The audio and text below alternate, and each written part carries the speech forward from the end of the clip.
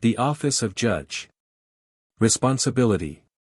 How often have I already crossed your path and touched you gently in order to turn your eyes to me? How often have I already noticeably approached you in the shape of strokes of fate or suffering and worries? And I excluded no one because I want to win all of you over for me, and thus, I also have to use such means which can impel you to me. But not all people recognize me, not all react to my gentle speech in that form. Others, again, I address through my word in order to encourage them to make mental contact with me, but they, too, are free to let my word penetrate their hearts or pass their ears unheeded. I try to help every individual person, and no one can say that I bypassed him, that he never once in his life received higher guidance, if only he looked with open eyes and a receptive heart at everything he encounters on his path of life. Yet I will never abandon a person as long as he still lives on earth. Nevertheless, his freedom of will prevents me from approaching him so evidently that he must pay attention to me.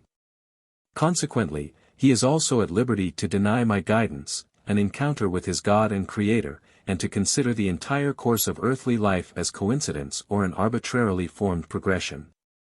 For this freedom has to be left to him. Thus, it is entirely up to his will as to how he evaluates his destiny, whether he has a positive or negative attitude towards me. However, once the time arrives when the human being has to justify himself before me, he will not be able to say that he never received help from me. Instead, he will clearly have to recognize the fact that he did and acknowledge how often I crossed his path and that only his will prevented him from establishing contact with me. And no person will be spared this accountability. So even if he lives his earthly life unscrupulously, sooner or later the hour of this accountability before his eternal judge will come.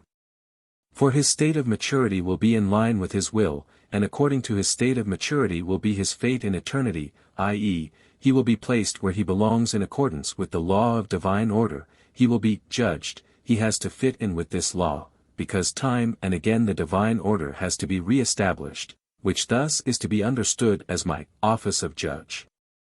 As long as the human being lives on earth, I am only ever motivated by love to place him into this state of order, and I try this by using all means without, however, applying force. And if I then judge the person, that is, his soul, it is only an act of love on my part again, because one day he shall live in divine order again and I truly know the right path which can lead there. And therefore, it is particularly serious for those people who live their earthly life without any sense of responsibility towards their soul.